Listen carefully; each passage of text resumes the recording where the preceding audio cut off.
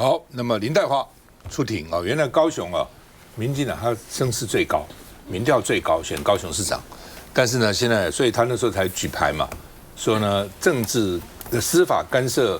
政治干涉司法，司法干涉初选啊。那说呢，现在因为牵涉到千万的助理费，哦，之前呢，民进党要开那个什么，就廉政会类似这种话，还把他什么姐妹又给他起诉啊。那说他什么一个月拿了10几万的助理费啊，助理拿那么多钱，他就一次因为特别的原因，就把他好像当成每个月都拿这么多啊。那另外呢，林岱樺露出神秘的微笑啊，说法院会还我清白哦，因为现在说牵涉到1400万啊，这很多年了哈。那另外呢，他说我不怕暗黑势力哦，法院会以清清白白之身获得高雄市民的信任，不管暗黑势力怎么样打压，我都不怕啊。那另外呢，怎么老是穿这套衣服呢？那有人就只穿一套贾伯斯，从头到尾就是那一套。但是林岱樺说我没有衣服可以换了，我只能穿同一套，希望法官准他回家。哦，一种是限制住居嘛，一种是不能跟其他人接触，因为其他是证人就不能接触。哦，你不能接触，到时候法院把你压起来，所以你这要串供。哦，所以呢，他现在说借在别人地方只能穿同一套衣服啊。那说让求法官让他回家啊。那另外呢，他们的律师团，这都3个律师都很厉害哦，都是司法界转任的知名律师，可能是法官退下来的、检察官退下来的。他说，因为那个证人主要关系的证人死了，叫做骆和明。所以证据不具证据，你们拿他做证据，他人都不在了哦，怎么用他来做证据力呢？哦，说呢，检方编造死人的笔录，没有1分钱进我的口袋都没有哦。那另外呢，到底因为林岱樺一直讲说他会坚持参选到底，所以如果到时候民进党不提名他，他会不会还选呢？会不会脱党呢？那柯志恩现在国民党最有机会去选高雄市长了，他说。不可能脱党了，林岱樺不可能了。你不能靠感觉就想坐收渔翁之利，说啊，他们都有2个啊，我们就赢了啊，他不可以这样想。他说林岱樺最后还是不会脱党的。我们看一下，法院的公开审理，让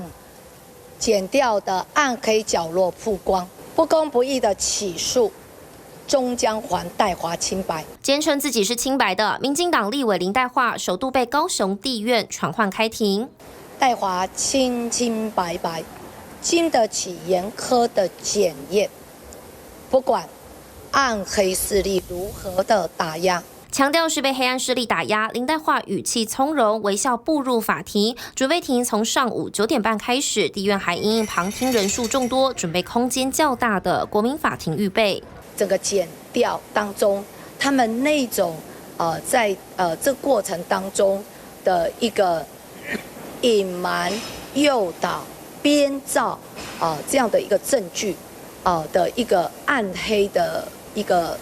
这个起诉过程。高雄地检署6月侦结时就提到，林岱樺从2011年开始，以表哥大弟媳当人头助理，涉嫌福报加班费诈领近1500万，遭检方依贪污治罪条例起诉。决心投入这次高雄市长初选的林岱樺，涉及助理费案，透过这一次准备程序庭，再次向社会重申立场。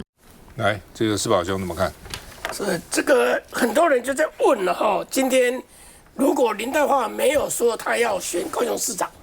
会不会这样子？第二个，他的民调如果没有这么高，会不会这样子？很多人在问这个东西啊。这2个问题就是反映出这一次林岱樺的事情，那到底是他本身的问题比较多，还是说这里面有这个政治意义的介入？很清楚，林岱樺不是赖清德喜欢的嘛，所以现在来讲的话，从这个事情来看。那么就衍生到说，那台南的提名也是一样。现在是台南的话，民调最高是陈亭妃。那大家都一直看好林俊宪，因为林俊宪才是赖清德他的嫡系，他的最爱。那同样的，就回到说林岱樺这个案子，那当然有关于他助理费的事情，他自己要去处理，他自己要面对啊。这个检察官到底是掌握有多少证据，他自己去面对。可是隐约外界就看到。有政治力在里面，不要让他选。那柯志恩的讲这段话，我觉得讲得非常好。柯志恩讲说，你不要期待林代花会脱党来选，因为看样子林代花是不会被提名的。虽然说他们的民进党的中评会啊或者什么的还没做出最后的一个说要处罚也好或怎么样也好，这个没有，就现在的动作还没有。可是柯志恩讲的，你不要期待他会分裂，你不要期待林代花会用无党籍的身份来选。如果真的林代花用无党籍来选的话，那柯志恩大概就可以宣布说当选了，因为2个绿的，1个蓝的，那当然柯志恩赢面很大。那柯志恩的很有信心讲，他要用自己的力量1对1的蓝跟绿来对决，他认为要唐为云。以目前的情况来看，柯志恩的机会是很大的，我们都真的是很期待了哈。很期待他能够胜选，所以我们在党团里面碰到柯志恩，我们就先讲一下柯志恩市长，先给我本了哦，给我本的话就6股的就会当选，然后基本上我们是这样看的。嘉宇。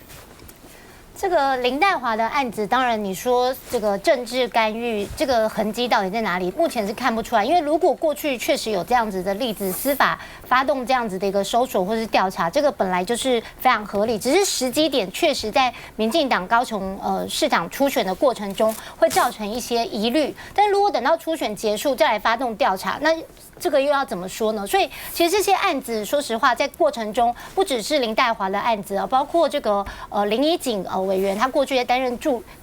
议员的时候，也曾经有助理费的案子在这段期间也被侦办，所以这个其实是全台湾针对助理费的案子，一直都有各地检调都在侦办的过程。那你说柯志恩，当然他这一次主打这科不一样这样子的一个广告，希望能够光复高雄。可是这个看板本身其实也引发很多的质疑，就是说这科到底是指的是哪个科？是柯文哲吗？还是哪个科？还是柯志恩？还是什么？那这一方面其实想要去跟柯文哲切割，还是想要在高雄去这个得到另外一方面的支持，这个其实对于柯志恩的选情来讲，是不是有加分？我不知道。只是目前从各方面的民调看起来，大罢免之后，民进党在台南跟高雄的民调确实目前是越来越回稳，而且也越来越好。那整个这个满意度跟信任度也都慢慢的回到大罢免之前，也就是代表说，这个低潮期随着这个花莲的这个灾情，包括现在台中猪瘟等等这些状况，可以看到其实中央跟地方合作一起去解决问题，这个其实才是最能够去让人民信任跟支持的最主要原因。所以台南跟高雄，尤其是在高雄，因为陈其迈的满意度一直居高不下包括高雄的演唱会各种的这个经济跟光荣感，其实让这个高雄执政的成绩一直都非常的好。所以我觉得柯志恩还可能目前想要当选的话，要再更加努力啦。台威。我觉得看到民进党对于柯志恩委员这样子蛮天的攻击，我就稍微一点点放心了啦。因为民进党会攻击代表就是他们自己开始紧张，开始焦虑，就是代表高雄跟台南他们的市政已经出现破口啦，否则干嘛这么紧张的攻击呢？那我觉得现在就是因为民进党紧张，然后自己看似党内正在内乱，所以才会这么的焦虑。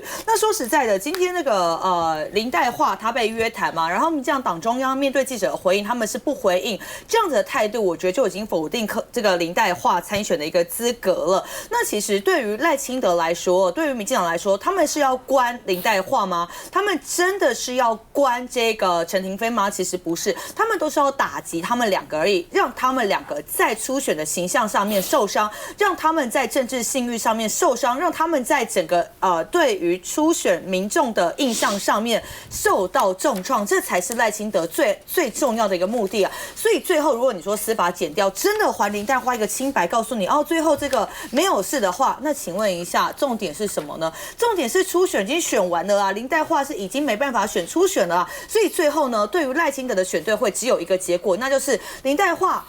在这个初选的过程当中，因为他有法律问题、法律缠身，所以我要提名他吗？不行。那陈亭妃呢？陈亭妃他们会有什么样的一个借口呢？陈亭妃的借口就是光电版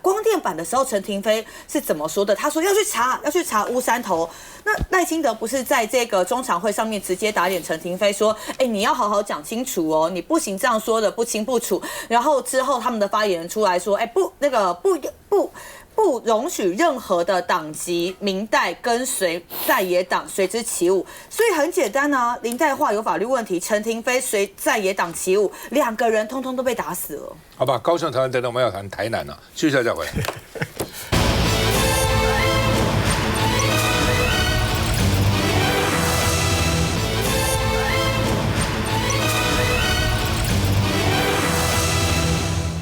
好，那么陈以信啊，国民党原来的不分区立委哈，宣布要争取2026台南市长提名，要挑战谢龙介啊，不过有勇气都不错了啊，最怕就没有人要选哦，有人要选，我觉得没什么不好哈。那陈以信他也一直留在台南蹲点啊，也蛮努力在那边的啊。那他说要初选，他说只有透过初选才能把蓝营的饼做大哦，不要怕初选啊。说呢要还都台南这个政见，赖清德应该兑现他的承诺哦，因为赖清德曾经讲过哦，所以呢要还都台南啊。那你赖清德做了总统了，为什么还不还都？所以他跟谢龙介要做君子之争啊。另外呢，他说我的政见讲都赢，谢龙介除了台语输他哦，谢龙介台语他不只会讲，讲得很好啊。除了台语以外，其他我都赢谢龙介啊。谢龙介说：“哎呦，初选我会赢，我会赢啦！我在台南有做那么久了，又从议员上次选市长也差一点点而已哈。那他说呢，民进党现在在民进党台南初选也办得如火如荼。他说呢，民进党砍得刀刀见骨。”国民党应该团结一致啦，意思就是说他不是只输我台语了。那我们看2022年那次的选举哈，黄伟哲得了433684票，得票率48.8%，谢龙介拿到387731票，得票率43.6%，其实只输5%，输的很少。以台南来讲，在4年前那个情况，谢龙介上次选的真的是不错。我去参加他的募款餐会啊，什么哇，满满的人都想不到，原来做民调的话，如果做民调，谢龙介输黄伟哲输很多啊，大概这个开出来票跟民调完全不一样哈。那所以呢，说陈以信现在也建议说，国民党应该办初选，不过可以晚一点，先让台南市民看看民进党初选的肮脏丑陋，那民进党看杀的怎么样？我们看一下。我今天第一个政见叫做还都台南，将台湾的总统府跟行政院的院本部至少能够迁到台南地区。没有听错，宣布参选台南市长之后，前国民党立委陈以信第一政见呼应的就是赖总统。过去的首都在台南哦，第一个倡议思考这件事的人是赖清德，但是我发现他现在做总统以后忘记了主张均衡南北发展。不过原先蓝营在台南建议谢龙介马首是瞻，所以陈以信的表态一池春水被搅乱，但他坚信只有自己能突破这道天花板。这几次的市长选举，我们国民党都欠缺了对中间选民的一个强大的吸引力。我还到中常会跟他一起举手啊。参选理由是谢龙介已经试过，但回顾2022台南市长选举，民党黄伟哲433684票，国民党谢龙介387731票，这算不算选得漂亮？见仁见智。2022年，我接受党的征召，跟所有的支持者打了一场艰苦光荣的选战，打得如何？我想社会自有公平。征召的方式其实在4年之前已经实验过、进行过了。我们始终呢没有办法突破基本盘的局限。现在民进党正在砍得刀刀见骨的初选，我想国民党应该要团结一致。看来对台南的政治生态解析天差地别，但各自底线是就算参选也绝不口出恶言。好吧，台南杀的这个刚刚提到高雄现在看来台南可能更严重。来，佩祥，我记得国民党里面党内初选算是最成功的一次，应该是当初2014吧。就是卢秀燕跟江启臣他们其实非常相近，只输0.1%，差不到1%，对，差不到1%，两通电话，对。可是后来也就是说，那时候启臣哥就很大气，然后就是表现所谓民主的风范。那这一点来讲，我觉得如果有这样子先例的存在，那我会认为说，在台南这一仗，那国民党初选，因为初选本身来讲，目前的初选机制都是全民调。没有什么党员投票，也不老实讲，你既然要初选，就是等于是提前投票去测整个风向。当然没有说民调的保鲜期只有2个礼拜，但是全民调目前以我们选举来讲，还是目前是最准的一个。与其说是风向球，倒不如是望远镜，就等于我常比喻说选举有的时候就像是在一个大海里面游泳，那你不知道你游的方向对不对，你也不知道你离岸边有多远，你更不知道你跟对手差多久，差多少公里。所以说你先看一下状况怎么样。那如果说能够用民调初选，两边能够协调出来一个好的人选，心服口服，协结书签了，然后就说话算话的话，我认为这是对于说不管是谁来选台南市长，会是一个很好增加知名度的机会。当然我比较偏心嘛，因为我跟谢龙介是同个委员会，又是同一届的同事，我跟刘盖斗当然是比较偏心一点，这难免的嘛。但是我会认为说，以目前来讲，不管说是媒体曝光度也好，还是口条也好，还是说保干净地方的这个经营也好，我们必须讲北部跟南部很不一样。台北的话，就台北都会区攻占的能力是比较有的，但是一到说南二都、台南跟高雄的话，保干净对地方的经营、对地方的人脉的了解，这点来讲，其实有没有在这几年有没有在生根？很容易、很明显的看得出来。那我觉得这场初选，刘盖斗来公他会赢，那我们就相信他会赢。但是我是比较期待说，跟2014，因为2014当时时任的台中市长是林佳龙，他要选连任，那一仗其实很不好打。是2014还是因为2014那一仗其实很不好打，那一仗后来还是赢了。那我觉得这一次2018，对不起，2018我们记错，2018那一场是林佳龙是时任的台中市市长，那他那时候也是有可能去问鼎大卫的候选人之一。那后来就秀燕姐跟启成哥合作把他打下来。那我觉得像这样的良性竞争可以再一次在台南重现，这不是件坏事。好，其实我觉得呢，如果因为既然陈以信展现了一个企图心，那么你从一个公平的角度来讲，然后从一个鼓励年轻人企图心的角度来讲，我基本上是赞成初选的。但我认为初选的游戏规则非常的重要，就是这里面对于相互攻击到什么样的程度，就必须要立刻停止。这一些就是说，你要减少初选当中的攻击，然后你要减少初选的彼此之间的消耗。那个消耗就包括了双方呢，你尽可能时间缩短，然后尽量不要让那个彼此之间要花很多的精神精力，然后呢，在初选当中花很多的钱，然后呢，尽可能的呢，可能是用一些比如说政见会的方式啦，或者是政策辩论的这个方式啦，然后用比较省钱的方式，因为你可以让候选人保持他的精力。这个有什么好处呢？我觉得它主要的好处是你提高了在初选过程当中台南的这一战当中的知名度。那我觉得第二个部分呢是这里面不管谁选赢，赢的人当然就是去选市长，那输的人呢其实就有比较好的一个力量，然后去挑战立法委员，因为在台南国民党其实是没有任何一席区域立委的。那陈以信当初呢跟王定宇在选那一席的时候呢，其实成绩也还不错，所以呢，那他现在又不断的耕耘台南，我会觉得用鼓励的方式呢，其实也是一个不错的一个情况。当然，我觉得到目前为止，因为以谢龙介对地方的各个的政策的熟悉程度，我觉得无人能出其右，所以呢，那么你要我押宝，我当然还是押宝谢龙介会赢。可是那个过程如果能够保持着一个真正的君子之争的话，我觉得未尝不是一件好事。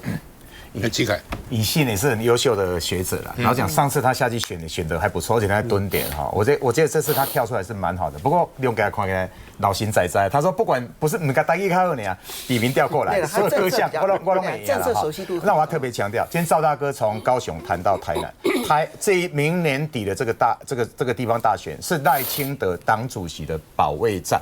像台南跟高雄，我觉得被攻破的可能性都是有的。如果这个地方有着那个六都里面真正那个地方掉的话，赖清德这个党主席位置，照民进党这历年来，那他就是要下台了。那如果他党主席保不住，那表示2028大选的时候，很多人都讲说可能不是赖清德连任哦，搞不好会是陈其迈、萧美琴，甚至有没有可能连蔡英文都重现江湖？这个可能出现，都有可能出现。这在整个台湾的政局，明年底这个大选，特别台南、高雄影响是非常大。那你说有没有可能民党这次被攻破？以前说在高雄跟台南搬个石头，民进党都可以赢，这是不一样的。为什么？因为出了太多的这个问题了。高雄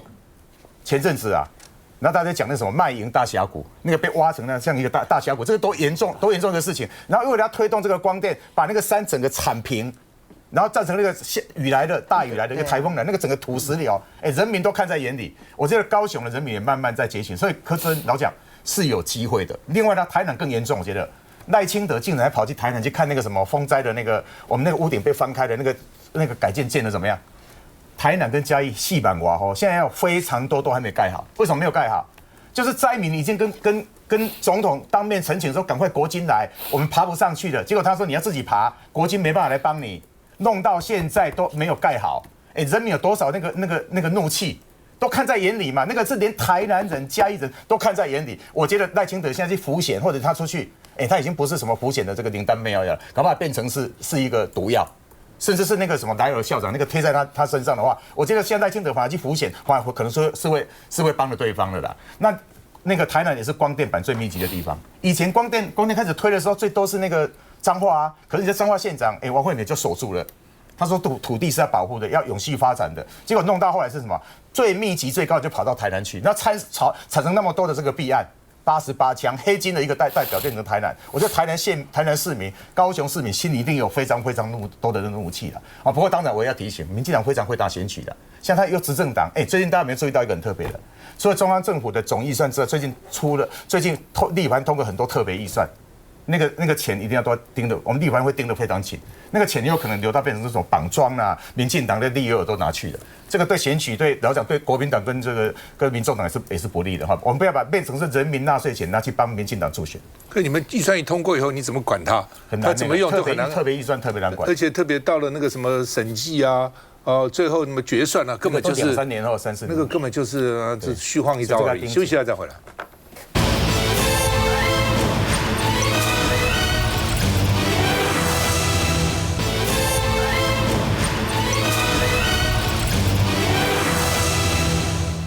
刚提到台南风灾到现在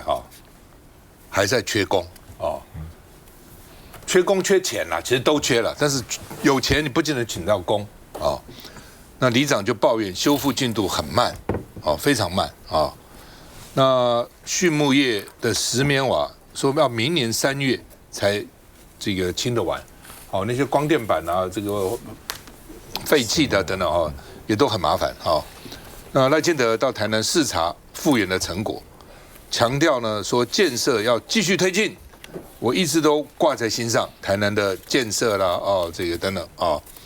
那里长说太慢了，林俊宪跟陈定辉，你看看一个在右边，一个在左边，跟紧卡位也不敢跟他切割只要跟着他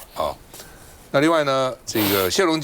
陈定辉说，我跟谢龙介我6战6胜他。大概从议员了从议员到立委，大概票比他高了那林俊宪也说，我会全力冲刺会端出政策牛肉，争取认同。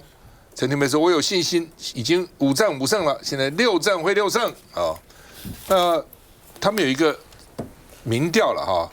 说是10月21号到22号，有效样本1084个那有点是内参的民调。那如果谢龙介跟陈廷飞的话呢？陈廷飞是52.1赢谢龙介的22.5，说差29.6。但是换了林俊宪以后呢，就是46.6比上31.4，差距15.2%。陈廷飞说民调尊重，但是呢还是要争取选票支持比较重要。那林俊宪说呢，这个双方52.1跟46.6，差距只有5.5，进入误差范围。然后呢，他们的差距会快速缩小。他接下来会提出更具体的建议。但我刚刚讲过，上次选台南市长的时候，你做那个民调，谢龙介差一大截台南市民不表态的。但是到了真的选票开出来，只差5万票，只差一点点所以这个在台南市民调大概就参考而已。我们看一下。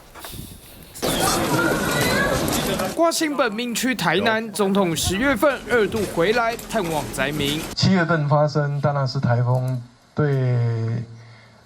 台南跟嘉义造成重大灾情，我一直都挂在心上。如果有机会，我就回来看看进度。要争取初选的立委林俊宪和陈亭妃化身总统的左右护法对调调，似乎不想被陈亭妃卡住，林俊宪还刻意的绕出来，脸书照片也又卡掉了陈亭妃。只是总统谁也不偏袒，没和两人过多互动，毕竟要保持初选公平。民进党选对会针对2026县市长提名，10月份已经完成宜兰、台中、嘉义、台东，第2波预计在12月新北、彰化、基隆、云林，第3波则预计在1月底有台南、高雄、屏东、澎湖、嘉义，艰困选区台北和桃园留到最后。在台南民进党一定要守住的这个台南是民进党最重要的一个选区，我们一定要让台南稳住，而且让赖清德总统不用担心。来，是吧，兄？是啊，我要回应一下，刚才主持人有提到，大家都看到了这个民调，谢龙介在上一次选举的时候，这个民调输一大截啊，票开出来很接近了。那现在来讲，各位看到民进党又有所谓的内参民调，内参民调就内参吧，就参考一下这个民调。我不知道这个民调是怎么来的，又是差一大截，差一大截。可是票开出来，我觉得谢龙介的机会是很大的。然后我要提一下，现在来讲的影响最大，就刚才提到的就单那是台风之后，灾后重建，现在还有几万户的屋顶都还没有好啊？为什么？缺工、没钢料又一直涨。但是呢，立法院能帮忙的尽量帮忙我们的单那是的一个灾后重建，原来的500多亿，我们立法院把它增加到。就是跟行政讲好了，后来提高到600亿，600亿这里面还有我都觉得这一笔钱是很有问题的，就是它里面有预备金啊，原来有什么第一预备、第二预备，对不对？特别预算居然有预备金，预备金的话就是什么？就是它没有科目啊，它就钱太多了，没有科目就编不下去啊，它编一个预备金，他说万一灾情又起来的时候，所以我可以动用这个预备金，在一般的特别条例里面。很少这样编，但是他们编的，而且数字很大一个数字在野党都不刁难你、不为难就希望你说好好的去做灾后重建。可是到目前为止，它进度是非常糟糕的。你看看这里面来讲的话，谢龙介每一次一讲到这个东西，哇，它里面就满场他的话，他很多戏都会讲哇，这些物件，我们就想到这个不是赖清德以前在选总统就讲洪泰来出电的不去现在来讲就是这样子洪泰来这个台南这些受灾户出电不去，到现在为止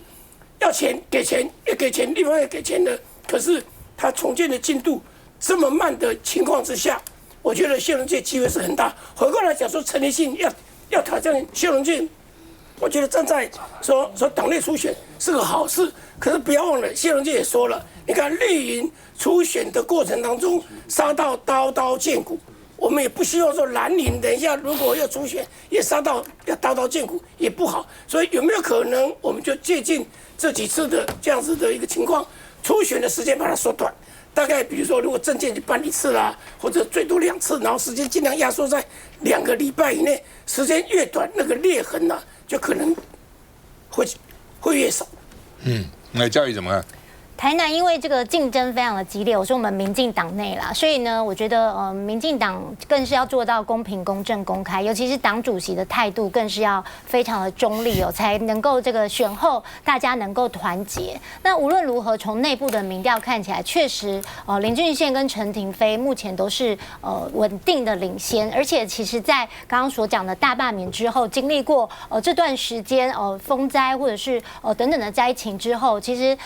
党中央的态度跟中央地方合作等等的这些缓和的气氛，其实也让中南部之后的这个民调也都开始慢慢的回稳那这个对于南部的选情其实是有帮助的，尤其是在台南。那候选人之间本来就是会彼此竞争，这个也是民进党一直优良的传统。我们党内本来就是初选的时候大家都非常的竞争，但是选后呢都会非常的团结。那林俊宪跟陈亭妃各有各的优势那只是在这次选战的过程中。中大家都太想要胜出了，所以呢，大家可以感受到那个火花。那相较于谢龙介，可以说是老神在在哦，一路以来他可能就是一副冷眼旁观的态度，好像就是我就看你们两个谁出来，好像事不关己。那现在好不容易杀出了一个陈以信哦，希望谢龙介能够有一点压力哦，否则他好像轻松太久了。那我觉得，如果陈以信出来，让国民党在台南能够有一些新闻版面哦，至少谢龙介不会太孤单嘛，不然每天都看林俊宪跟陈亭妃，大家也都看腻了，好不好？所以呢，国民党也要加油，这个内部的这个竞争呢，也要让大家能够看到说，国民党内部也是非常的这个火花四射，否则这个国民党这个如果只是这个陈以信也要这个强一点啊，加油啊，让谢龙介觉得说有压力，否则谢龙介一副就是好初选我一定会赢那种，好像这个不怕你来挑战的态度，我觉得这对陈以信是蛮大的羞辱的，所以陈以信一定要加油，好不好？来，采薇，真的是谢谢嘉佑委员这么替我们台南关心哦。但是我觉得不会有火花，为什么？因为我们没有像赖清德这么火爆，我们在台南都是非常非常团结一个竞争，而且我要说，为什么这一次陈以信委员他又会愿意想要出来？刚刚那个嘉佑委员讲到说，就是谁想要胜出，我想要特别讲一句话：民进党想的是赢选举，国民党想的是要如何可以帮人民服务。为什么陈以信委员愿意出来？因为他看到民心思变啊。刚刚那个佩祥委员才给我看一个数据，应该是2014吧？2014其实2022年才差45%哦，过了4年之后差5%。哇塞，这个数据告诉大家什么？台南市民真的想要改变，虽然结构上面还是的确民进党的盘比较大，但是普遍的人是真的是存在一颗改变的一个心。所以尽管现在有很多的优秀的包含以信委员，然后包含谢龙介委员，他们想要出来，我觉得都是好事。最终国民党想的都是要如何帮台南服务，但是民进党想的不是。其实你包含这个大罢免过后，赖清德一开始出来说，哎呀，我要民生优先，我要青年优先，我要什么什么优先，结果讲完隔天马上成立选对会，这是有民生优先吗？没有，民进党想的都是选举优先。所以真的，我觉得现在虽然大家看起来高雄跟台南有机会，不要掉以轻心，因为你不到最后，你不知道民进党会有什么奥博，而且民进党一定会奥博进出，所以国民党如果要赢得台南跟高雄，最重要的是候选人当然要跑起来没有错，但是选民也要投起来，才是真的胜选的关键。我刚去查了一下，上次那个投票开票台南市查了一下，这个谢龙介拿了387731票，得票率是43.63%。那这个黄伟哲得了这个433684票。得票率是48.8%，就是48.8比43.63%，因为还有其他几个候选人。TVBS 说的民调选前做民调是多少嘛？是50比30啊，对，差了20%，差那么多啊！但是结果到最后只差5%，只差5%哦，所以就是说台南的这个民调跟这个选举的结果，大概那边民进党执政30几年嘛，执政太久以后，可能是有一点随便你怎么问我这怎么打了也不敢把真的这个话讲出来可能会变成这样子好，我们休息再回来。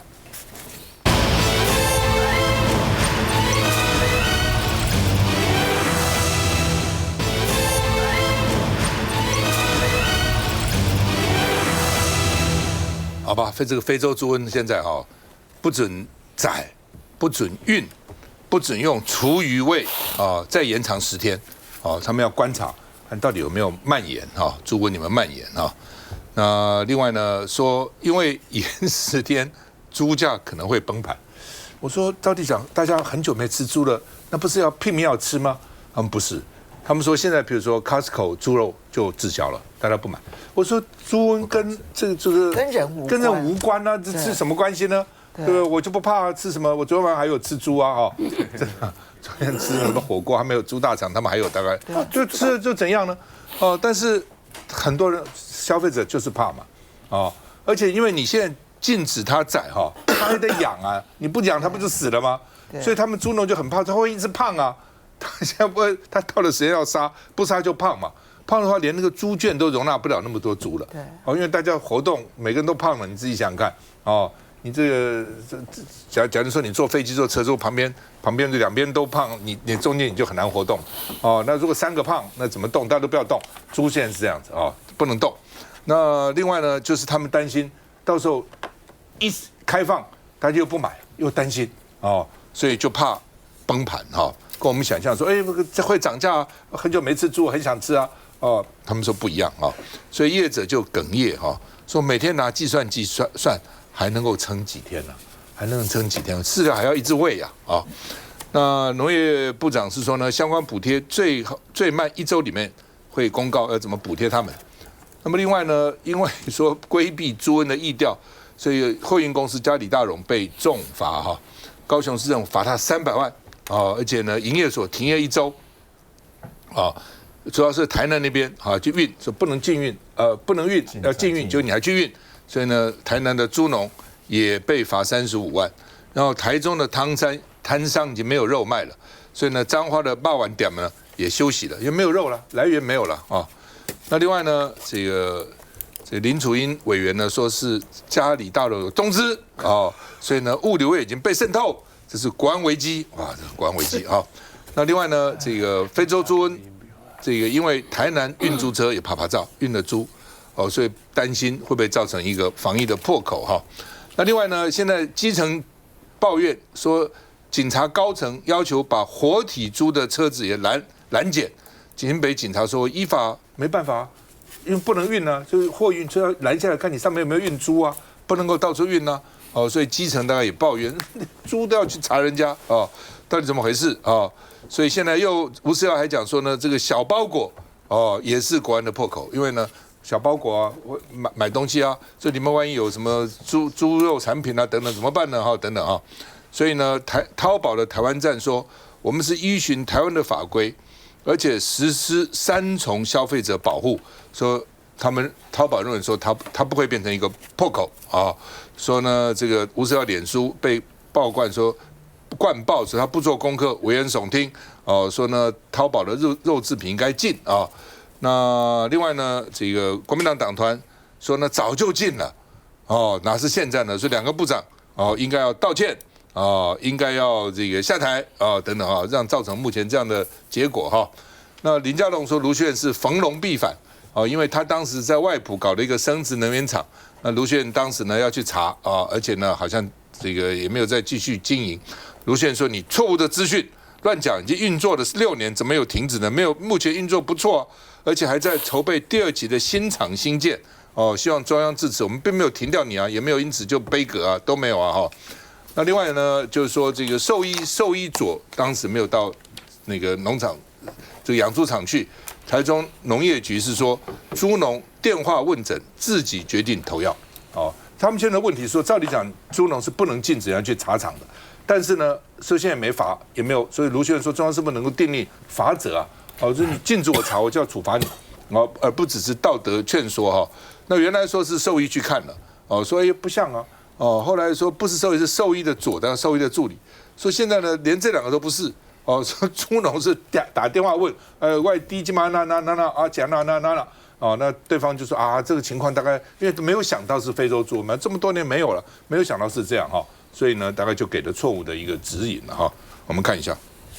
明明已经下令禁运禁载，怎么出现破口？另一段监视器更是明显，小货车上挤满一群胖胖的猪只，像是没有法令一样，猪农到处趴走。夸张一幕就出现在台南的后壁区，台南市长黄伟哲也证实了。那基本上他的供词是说，他从自己的猪场从 A 移到 B。用的是自己的车子，但是不管理由再充分，都已经违反了重要禁令，所以我们会加以惩处，确实追查猪只的流向。农业部已经下令22号中午过后，猪只就禁运禁载。没想到24号10点多，台南后壁区这家猪农却从自家的后壁猪舍一路运至15公里外的白河自家猪舍，还辩称不知道同场不能异地移动，而且非商业用途。但这样的行为已经违法，依动物传染病防治条例，市府开出35万元罚款。防堵非洲猪瘟疫情第6天，但台中市府前几天疫调遭到质疑有问题，其中包含到场的兽医从季姓变成王姓兽医师，甚至被查出证明王姓兽医师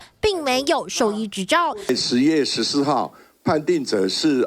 动保处的领有执照的兽医师。这个兽医师他是没有这个职业执照的部分，事实上我们在案发大概在3天左右，我们就已经有掌握的。他们证实，猪场业者曾致电询问无照的王姓兽医师，猪只曾出现出血情形，如何处理，再自行施打药剂，但这项行为是否违反了兽医法，将交由检调来厘清。另外，台中民进党籍议员也痛批当事猪场没有依照规定，把每天厨余蒸煮的画面上传到云端备查，5月开始就没有正常上传，到7月只传过1次，8月份则是挂零。说这个非洲猪瘟到底怎么来的？那关心厨余问题，当然是不是厨余现在还没有做最后的证实哈。他如果不上传也不违法，我有请立法委员哈，那可能就是要提出修法。来，凤馨。当然，我们现在第一步希望说能够把这个疫情控制在这个厂里头，然后不要让它外延。那么这个控制其实包括了就是要禁运啦，然后呢禁止屠宰啦，这些其实都是啊。可是我们还是必须要考虑说这些作为，那么它可能会影响的人，我们到底有没有什么样子的一些相关的协助？因为除了猪农受到的影响，其实我除了还有饮食店呢，大家可能就会知道说很多的餐饮业可能就受到很大的影响，但他们至少有替代的肉品。那我会想说，市场的摊商要怎么办？专门卖猪肉的摊商15天没有猪肉可以卖，我想说这些摊商恐怕压力都非常大，全台湾这些市场的摊商，所以我们可能要更细腻的来看说，我们现在要做这件事，那配合可能的影响层面的这些相关的这些配合的人，我们必须要给予什么样子的协助，否则的话，那么多人的生计受到影响，也并不是一个我们所乐见的一个状况。好，那接下来才是说，那但是破口到底在哪里呢？因为无论如何，破口一定是从境外来的。不管这个境外的方式是可能是通过机场啦、港口啦，或者是包裹啦，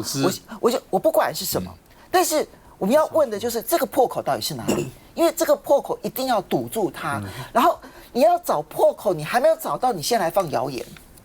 那我就要问吴思瑶，那这样你居心何在？就是说你现在急着要去炒作筹宗，那我当然觉得说，如果在这个时候还有各式各样的肉品、猪肉的这个制品啊，那么可以来到台湾是一个严重的问题。但你作为立法委，你就应该去质询啊，不管是这个农业部也好，或者是海关也好，不管是哪一个环节出了问题，我们一定要找出那个破口，因为这个破口没有堵上之前，未来随时都可能会引爆地雷。现在吴思瑶什么在打脸赖清德跟总统在打脸这个赖清德的这个政府吗？海关怎么尽可能有这个危害的这个肉品进来啊？是什么样？是你们的海关出了这个问题吗？你特别提到什么？他现在还在抗中保台，疫情当前你说淘宝的这个什么肉品进来，早就禁止了，对不对？而且是你现在是你中央政府在管的啦。请回去，赶快去防疫，不要在那边打这个抗中保台。另外，不要一直甩锅给卢秀燕跟台中市政府。你看他们现在一直在讲说什么，可能是市政府延误，实际上也有人在讲啊。那目前我们用这个养猪的这个厨余，占所有的大概只有8%，可是呢，连学者专家都出来讲，导致可能非洲猪瘟这个传染的可能是九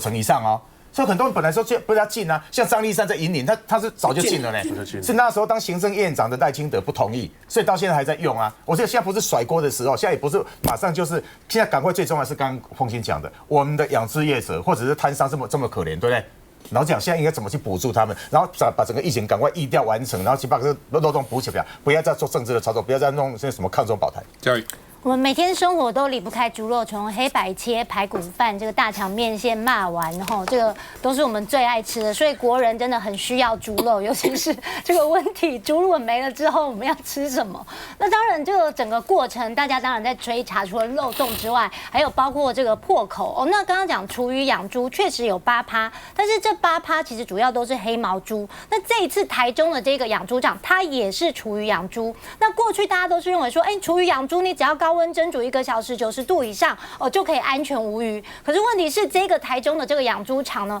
它在过去有没有确实做到？它的照片其实也没有上传。那今天也曝光说，台中的这个相关的局处是农业局动保处等等，从10月10号疫情爆发到10月20号这之间，拖到10月14号才去现场，也没有兽医师。然后真正通报的时候，已经死了117头猪，才发现是非洲猪瘟。那这整个过程10天的破口空窗期，到底这个这个非洲猪瘟的疫情扩散到哪里？这些都是大家现在最担心的。所以现在在延长这个禁止温体养猪10天，那希望能够度过这一段期间。如果真的能够度过的话，至少没有扩散，大家还能够安心。但是漏洞一定要找出来。还是保留漏洞找出来是不需要做政治操作了。我们觉得现在来讲的话，执政团队似乎都马上就开始做政治操作，我觉得是大可不必。而且真的老百姓绝对是非常的厌恶这个时候来做政治操作。我们都知道非洲猪瘟进来就是境外的问题嘛，你境外怎么从境外进来？这里面来讲的第一关就财政部、海关的问题啊，农业部也有关系，卫福部也有关系，环境部、警政以及新闻等等这几个跨部会都一起来帮忙解决这个问题，要补助这些摊商也非常重要。我觉得大家是要先有一个知识啦，这个非洲猪瘟它绝对不是境内的病毒，它是境外的，也就是代表我们的境外管理出了一个很大的漏洞。那境外管理一直是民进党最自豪的一个管理，所谓的逐批管理就是民进党执政提出来的。好，现在境外管理没有办法了，他说有可能是民众走私，所以我觉得民进党现在就是怪东怪西，最后就是怪人民。全面禁用厨余喂猪，这是